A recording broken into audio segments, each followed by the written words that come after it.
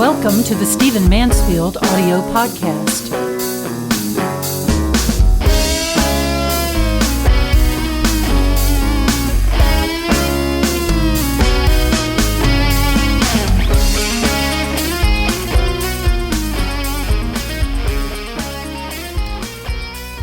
I've just landed from a business trip, and of course I spend much of my life on airplanes, but I had occasion, as I often do, to pass through the Atlanta airport. And oddly, one of the monuments, one of the displays that most moves me about the whole issue of race in America, and here we are in the third of our four-part series on race and our times, but one of the monuments that most moves me about race in America is in the Atlanta airport. Yes, it is.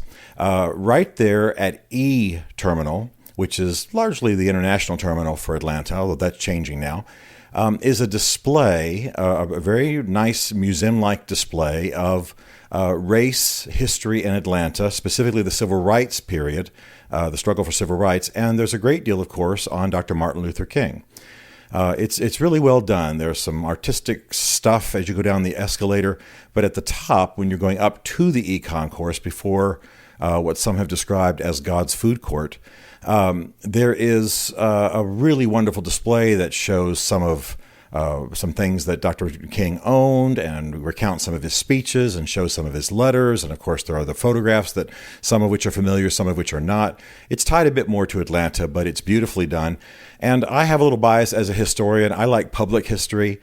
I'm glad that we have in some places in the world, like one of my hometowns, Washington, D.C., that we have beautiful monuments and buildings that encase amazing museums. But I also like it when history is displayed right out in the open. You know, in the middle of a mall, we're telling something about our history, or in the middle of an airport, because I think more people see it.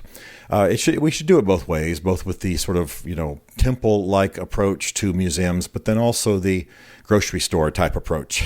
I like this because it's right there. I have a lot of conversations with people.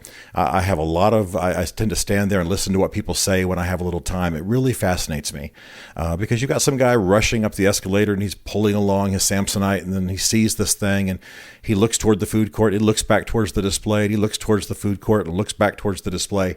And finally, he decides to take 2 or 3 minutes to look at the display, and you see his energy settle down. You see his body rest a little bit, and you see him moved by what he's seeing.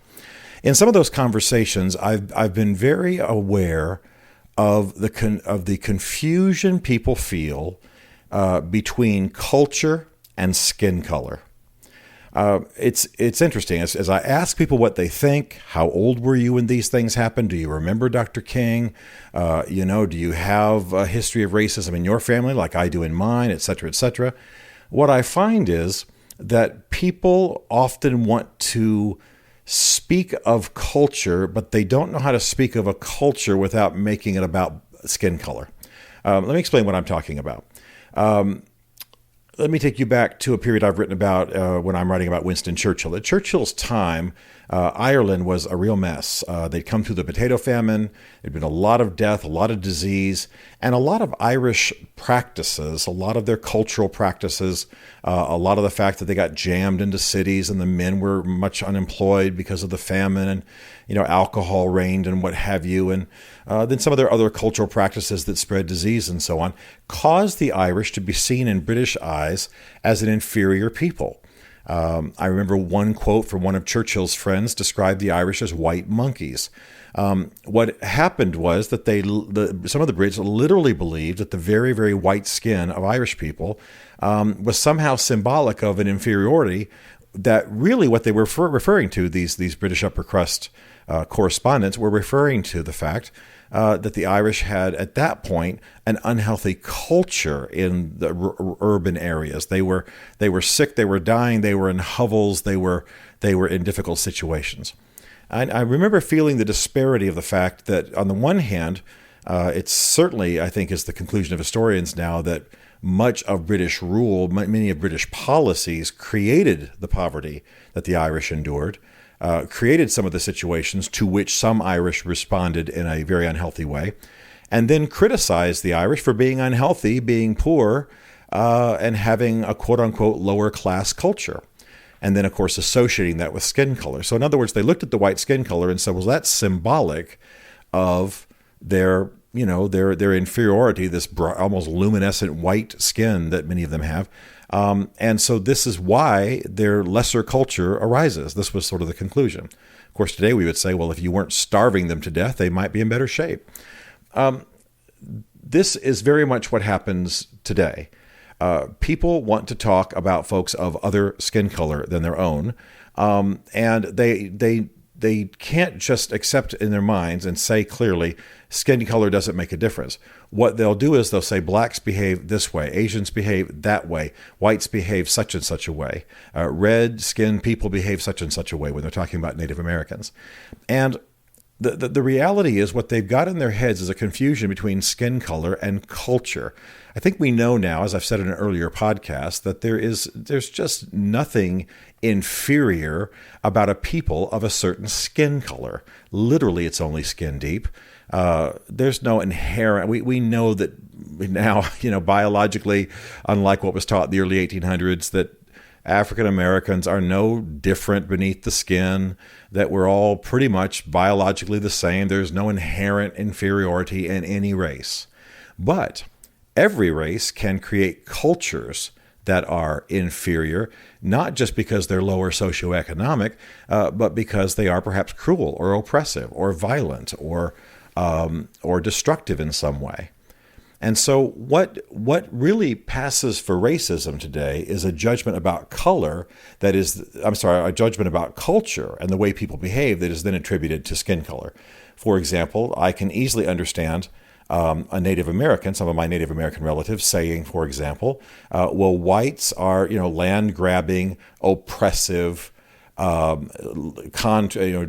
treaty-breaking people, and we'll get them back with our casinos. I mean, I've literally heard things like that come out of some Native Americans' mouths. What's inherent in that statement?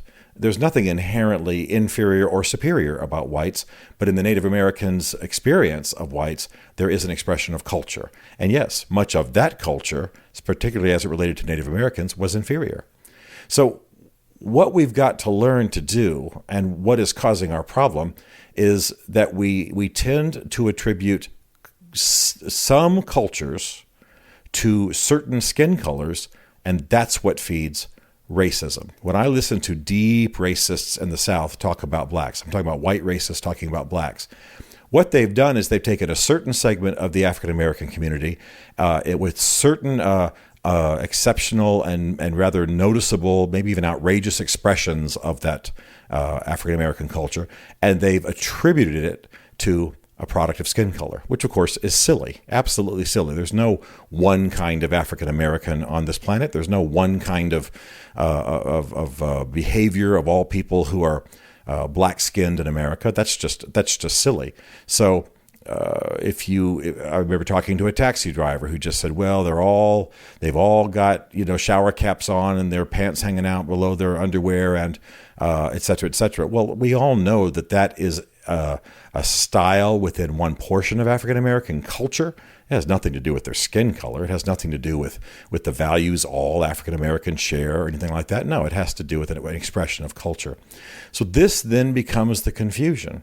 And this is the animosity. This is the anger. Whenever I talk to someone who is unashamedly racist, they are not ever making a case about the inferiority of skin color or the inferiority of people biologically, which is, of course, what skin color is part of. They're making a case about a certain segment of a culture, and then they're attributing it to everyone who has that skin color. Now, this may not sound like an astonishing insight, but I'm moved by it because I read both at E-Terminal in Atlanta, a strange place to study history, but also in some of the other writings of Dr. Martin Luther King. He said each culture must, and he used the word must police its own culture. Each ethnicity must police its own culture so that it does not taint the rest of its race or the race that it may belong to or the race that produces it. Each culture must police its own, each ethnicity must police its own culture so that it represents its ethnicity in fine and glorious ways. This is a paraphrase, of course. And I thought that's of value to us. I don't think anyone today really believes that people are inherently inferior because of their skin color. But there are judgments made about all people of a skin color because of certain cultures within or represented by that ethnicity of any given skin color. And I think that this is what Dr. King was trying to say. Whites live out a noble culture. You're not inferior because you have white skin, but you have produced an inferior culture when it comes to your treatment of the black man. Police it yourself, change it yourself, make it righteous yourself, so that it not only liberates others, but it takes the stain off of your own ethnicity. Blacks do the same. There wasn't much difference in the early days between the message of Martin Luther King Jr. And Booker T. Washington. Become people of value. Do your job better than anyone else does it. Take the stain that has been laid unrighteously on people of your skin color. Live out a noble culture. So culture is where the reform comes. You can't reform skin color. You can't reform ethnicity. What you can do is reform the culture that is produced by people of a given ethnicity. And that's the level at which the battle for fixing our racist problems in this country must be fought. That's where we're going to change this. Whites need to change their culture. African Americans need to change their culture. Native Americans need to change their culture, and thus not give rise to the bigoted caricatures that just entrench racism and get passed from generation to generation. I think Dr. Martin Luther King Jr. was a great man. I hope you'll stop off at E-Terminal in Atlanta when you're passing through, as I have to do often because I fly out of Nashville on Delta, and you'll take a look at it. But one of the sentiments I want you to capture is that Dr. King said pretty much what I'm saying today, and of course I'm saying it because of him.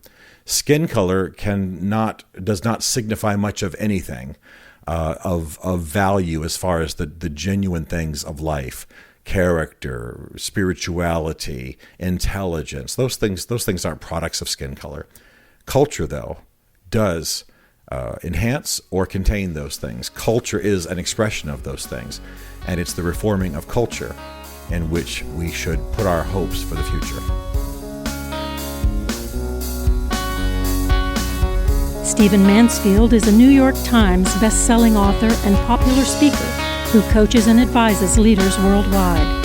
To learn more about Stephen, log on to stephenmansfield.tv. The Stephen Mansfield podcast is produced by Isaac Darnell, who also wrote and performed the Rockin' Podcast theme song. This is a Chartwell Literary Group production. Chartwell is ingeniously led by Beverly Darnell Mansfield. As a result, all rights are reserved. For more information, contact us through stephenmansfield.tv.